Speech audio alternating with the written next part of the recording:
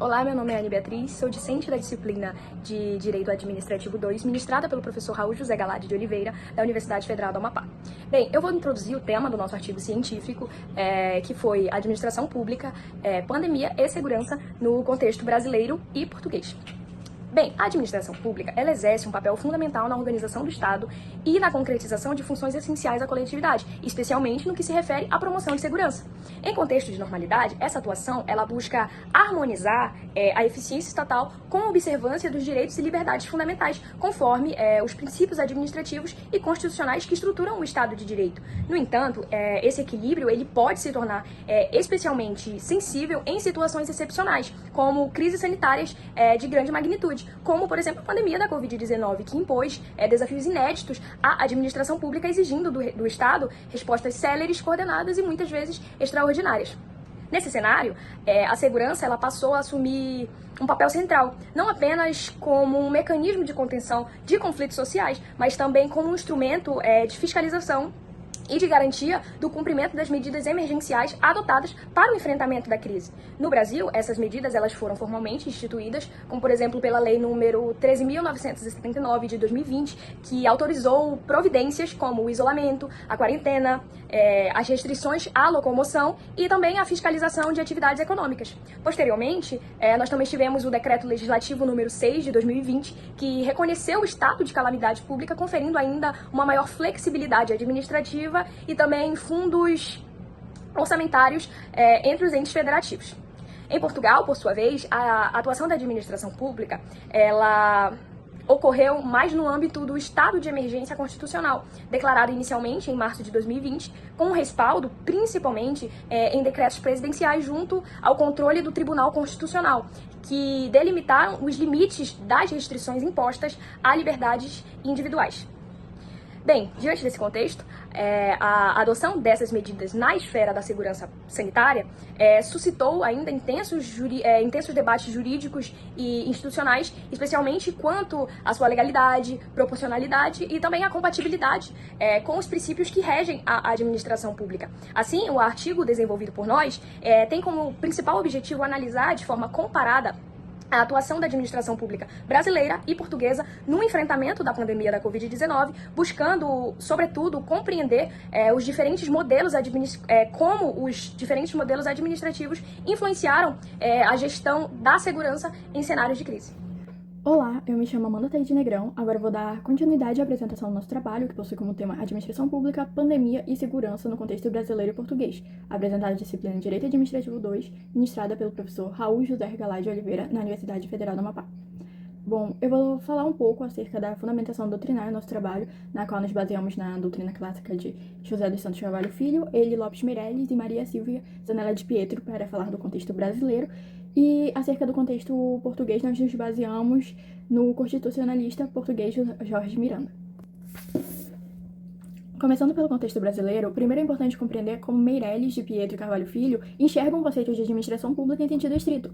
Para eles, a administração pública possui dois sentidos principais, o sentido objetivo e o sentido subjetivo, sendo que o sentido objetivo vai dizer respeito à atividade administrativa, isso é, aquilo que a administração faz para atender às necessidades coletivas. Já o sentido subjetivo vai corresponder às entidades responsáveis por essa atividade, incluindo tanto a administração direta, formada pelos entes federativos, quanto a administração indireta, composta por entidades como autarquias, fundações e empresas estatais. Eli Lopes Meirelles reforça que a função administrativa não envolve decisões políticas, mas sim a execução técnica das leis. Já Carvalho Filho, ele vai destacar que essa atuação não é uma simples faculdade do gestor, mas um dever-poder, um munus público, que vai ser voltado à satisfação do interesse coletivo. Por isso, os serviços públicos e ações de fomento são exemplos concretos dessa atividade administrativa. Além disso, de Pietro explica que o Estado atua conforme um regime jurídico especial, que vai ser marcado pela supremacia e pela indisponibilidade do interesse público.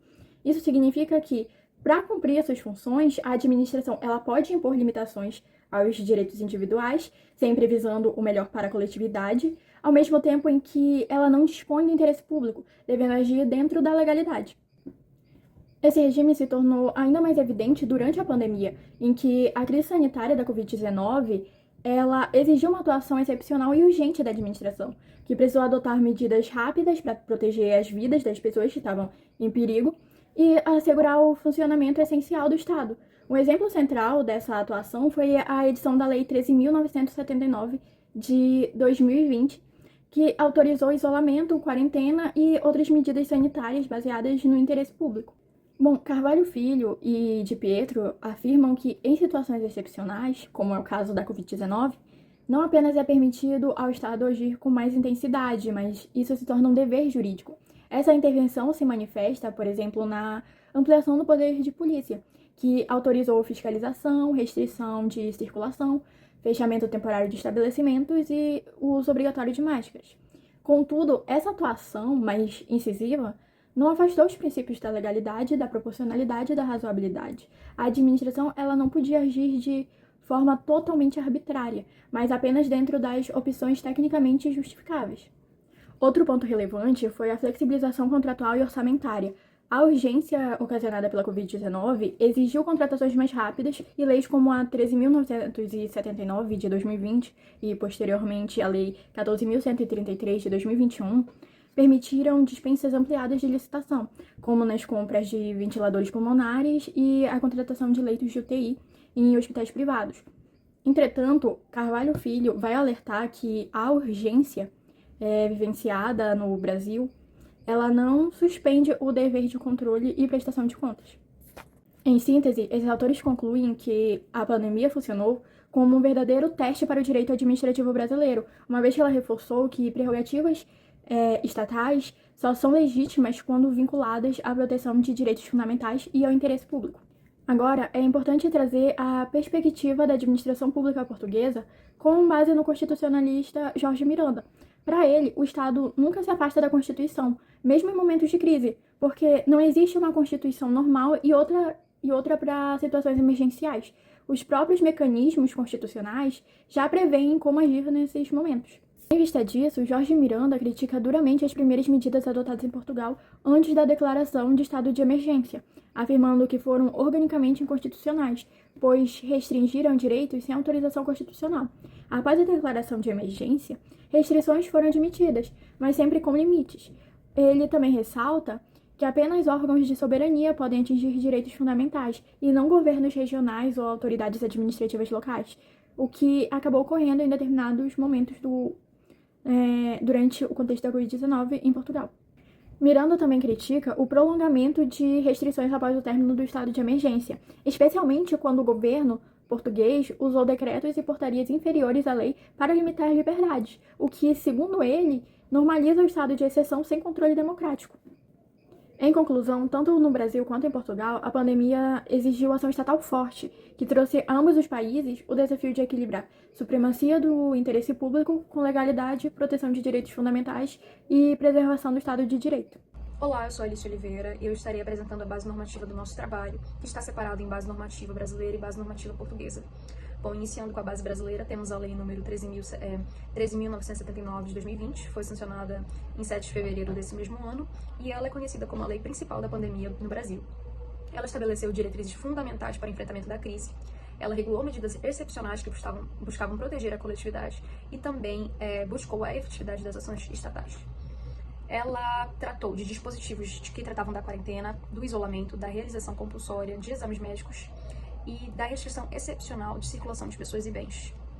Ela também delimitou competências específicas aos agentes públicos, como uma busca de cooperação entre a União, Estado e município para combater a pandemia. Na prática, essa aplicação se verificou em situações como a quarentena de brasileiros repatriados de Wuhan na base de Anápolis, a imposição de isolamento compulsório e testagem em passageiros de voos internacionais, a requisição administrativa de respiradores de empresas privadas para hospitais públicos e a despesa de licitação para aquisição emergencial de máscaras, álcool em gel e contratação de leitos em UTIs. Bom, temos também o Decreto Legislativo número 6, que foi selecionado em apenas 3 artigos. Ele reconheceu oficialmente o estado de calamidade pública até 31 de dezembro de 2020, com base no artigo 65 da Lei Complementar número 101 de 2000, que trata, é a Lei de Responsabilidade Fiscal. Esse reconhecimento permitiu a flexibilização das metas fiscais e a dispensa da limitação de empenho, abrindo espaço para que o governo pudesse direcionar recursos de forma emergencial e prioritária ao setor de saúde. Bom, na prática, sua aplicação ela possibilitou o financiamento de auxílio emergencial pago a milhões de brasileiros, a criação do chamado orçamento de guerra, que separou despesas ao combate à pandemia, do orçamento regular da União, a instalação de hospitais de campanha em capitais como São Paulo, Rio de Janeiro, Manaus, e o acompanhamento parlamentar dos gastos por meio de relatórios, estruturando mecanismos de controle e reforçando a responsabilidade administrativa.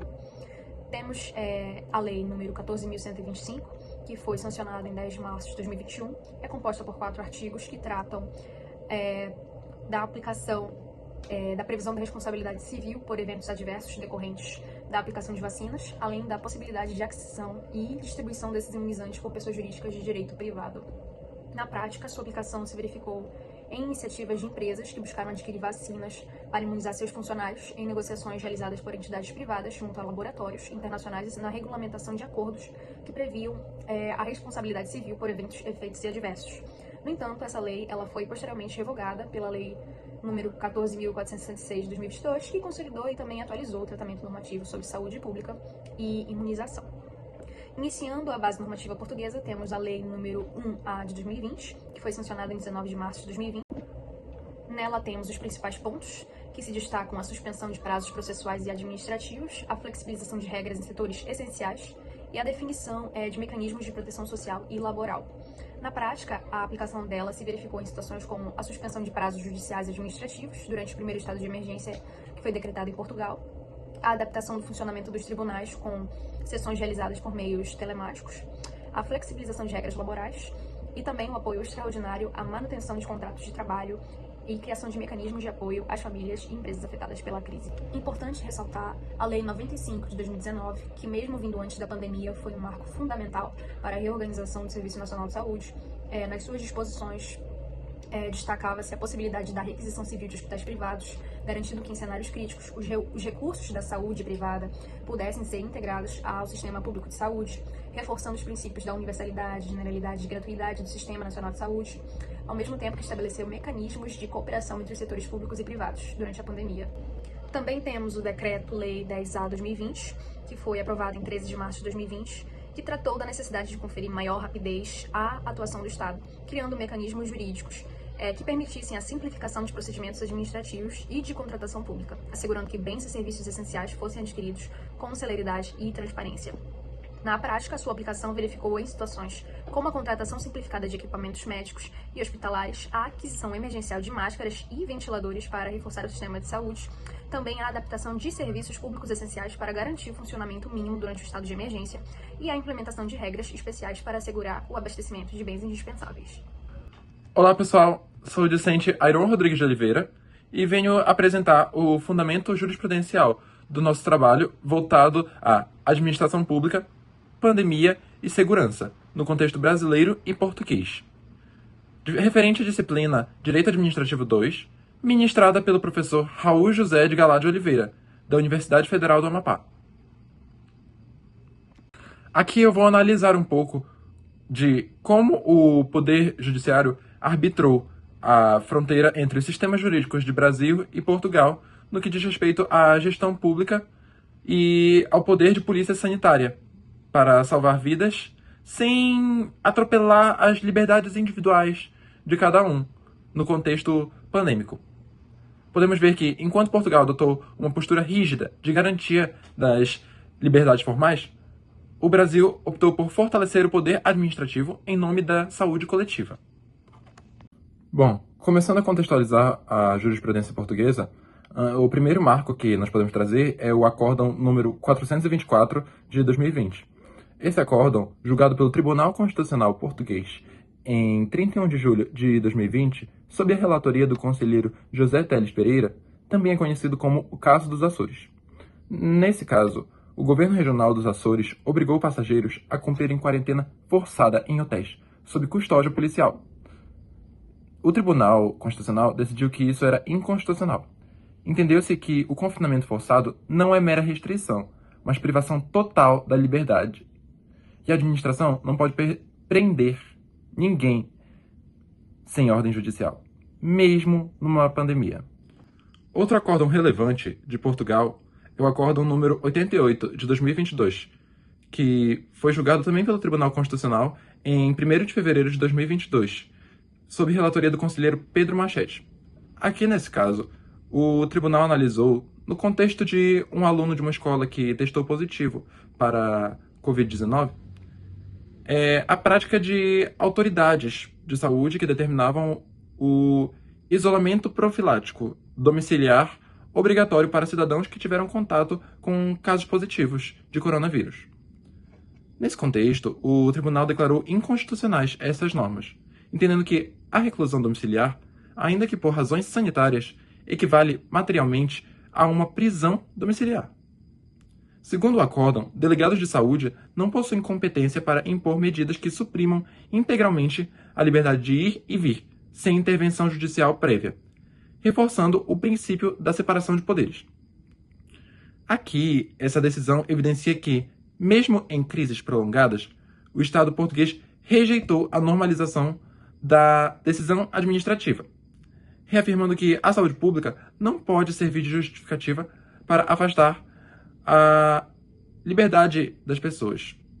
Agora, começando a discorrer sobre a jurisprudência brasileira, onde o Supremo Tribunal Federal teve uma interpretação focada na competência concorrente e na saúde coletiva, eu começo destacando a ADI 6341 do Distrito Federal, julgada em 15 de abril de 2020, tendo como relator o ministro Edson Fachin. Nesta ação, o STF definiu a distribuição de competências entre União, Estados e municípios para o enfrentamento da pandemia. A Corte decidiu que a competência em matéria de saúde pública é concorrente, impedindo que a União centralizasse decisões e anulasse medidas adotadas por entes locais. Dessa forma, o STF afirmou que estados e municípios poderiam adotar medidas mais restritivas, desde que fundamentadas em critérios técnicos e científicos. Essa decisão fortaleceu o federalismo cooperativo no contexto pandêmico e garantiu agilidade administrativa, evitando a paralisia do Estado em um momento crítico de emergência sanitária. Outra jurisprudência que podemos mencionar é a ADPF 811 de São Paulo, julgada em 8 de abril de 2021, sob relatoria do ministro Gilmar Mendes. Essa ADPF ela discutiu a constitucionalidade da suspensão temporária de cultos e missas presenciais. Aí, o STF decidiu que nenhum direito fundamental é absoluto, reconhecendo que, em situação de emergência, especialmente no contexto pandêmico, o direito à vida e à saúde coletiva podem prevalecer sobre a dimensão coletiva da liberdade religiosa. Essas restrições foram consideradas legítimas, desde que mantivessem seu caráter temporário, proporcional e fossem baseadas em evidências científicas. Esse acórdão ele reforçou a legitimidade do poder de polícia sanitária, condicionando a validade desse poder à racionalidade técnica. Por fim, trago a ADI 6586, do Distrito Federal, julgada em 17 de dezembro de 2020, sob relatoria do ministro Ricardo Lewandowski. Essa ADI ela tratou da possibilidade de vacinação compulsória contra a Covid-19. Aqui, o STF fez a distinção fundamental entre vacinação compulsória e vacinação forçada, vedando qualquer tipo de coerção física, mas permitindo a adoção de medidas indiretas, como restrições de acesso a determinados espaços ou atividades para quem não fosse vacinado. Essas medidas deveriam estar previstas em lei e deveriam respeitar a dignidade da pessoa humana. Assim, essa decisão buscou equilibrar a proteção da saúde coletiva com a autonomia individual, conferindo à administração pública instrumentos eficazes para colocar a vacinação em prática para todos, sem violar o núcleo essencial das liberdades pessoais. Agora, para finalizar, vamos fazer uma reflexão comparativa entre a jurisprudência brasileira e a jurisprudência portuguesa. Percebemos aqui duas filosofias distintas. Em Portugal, o judiciário atuou como um freio do Estado. A lógica do Tribunal Constitucional foi que a administração não pode virar polícia e juiz ao mesmo tempo. Foi protegida a forma jurídica da liberdade contra o arbítrio administrativo, mesmo que isso dificultasse a gestão sanitária. Já no Brasil, o STF atuou como um motor e escudo para a administração local, entendendo que o poder de polícia sanitária precisava ser elástico para enfrentar o negacionismo e o colapso hospitalar. protegeu-se a substância do direito à vida, empoderando o Estado para restringir liberdades em nome do bem comum. A análise desenvolvida, portanto, ao longo deste trabalho, demonstrou que a pandemia da Covid-19 submeteu a administração pública a um verdadeiro teste de funcionalidade institucional, visto que exigiu do Estado respostas céleres e eficazes sem um afastamento dos limites jurídicos constitucionais próprios do Estado de Direito. Cabe destacar também a doutrina clássica do direito administrativo, especialmente de autores que foram citados ao longo da nossa pesquisa, como José dos Santos Carvalho Filho, a Maria Silvia Zanella de Pietro, o Eli Lopes Meirelles, que a gente conseguiu verificar que a atuação estatal em contextos excepcionais reforça ainda mais o caráter de munus público da sua função administrativa. Além disso, legitima a intensificação do poder de polícia e a adoção de medidas restritivas, claro, desde pautadas pela legalidade, proporcionalidade, razoabilidade e também pelo controle institucional. Partindo para o plano normativo e jurisprudencial, observou-se que, no Brasil, leis como a Lei 13.979 e o Decreto Legislativo 6 de 2020, ambos de 2020, aliados à jurisprudência do STF, sustentaram um modelo mais flexível no Brasil, teve forte protagonismo do federalismo cooperativo. Em contraste, o modelo português, estruturado como um Estado unitário, revelou maior centralização decisória e um rigor constitucional mais acentuado, conforme foi evidenciado pelos acórdãos do Tribunal Constitucional. Conclui-se, portanto, então, que o cenário pandêmico não afastou de forma alguma o direito administrativo, mas sim reafirmou sua centralidade, demonstrando que a segurança, enquanto função social do Estado, ela deve ser exercida dentro dos parâmetros jurídicos bem delimitados e sob permanente controle institucional, como condição indispensável para a legitimidade da atuação estatal em situações excepcionais.